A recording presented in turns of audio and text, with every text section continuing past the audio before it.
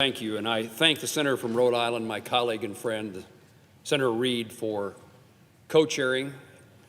I'm the new one to this duo, and I consider it a privilege as a United States Senator to serve side by side with Senator Reid as we work together to promote and support the United States Army and those who serve in it.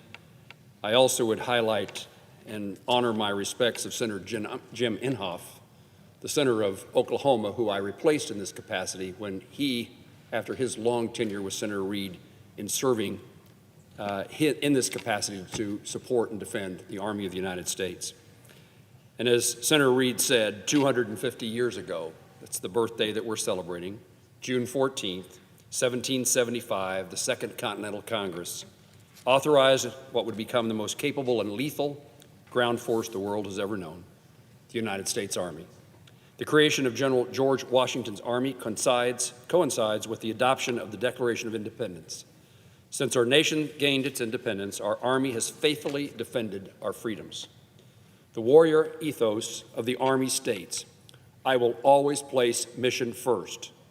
This is a calling that American soldiers have answered time and time again without regard to their personal safety, security, or comfort. My state of Kansas is home to Fort Riley, the 1st Infantry Division, and Fort Leavenworth, as well as the Kansas Army National Guard. The men and women who serve in these bases are some of the finest individuals I have ever met, living their lives in accordance with the mission of the Army flag. This we will defend. This short statement and commitment to defending this nation, all Americans, and the values we hold dear. The embodiment of what it means to be an American soldier is symbolized in the Army's values: loyalty, duty, respect, selfless service, honor, integrity, personal courage.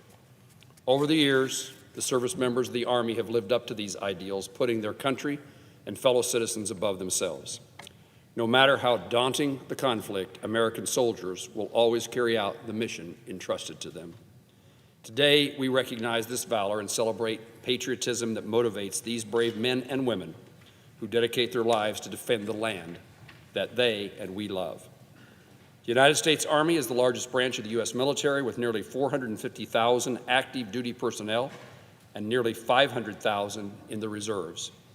As we mark the 250 years of the United States Army, we express our gratitude to these service members and their loved ones who support them. For 2.5 centuries, 250 years, the American soldier has stood strong in the face of conflict. I am committed to continuing supporting our Army so that it remains the strongest lethal force in the world for another 250 years. I hope my colleagues will join me and Senator Reid in honoring our soldiers in supporting a resolution to mark the 250th anniversary of the United States Army. Today, in this effort, we are reminded to say to those who serve, have served, and will serve. We tell them, those who've served and have served and will serve in the United States Army, we say to them that we respect you, we love you, we thank you for your service. Mr. President, I now yield the floor and thank the opportunity for making my remarks.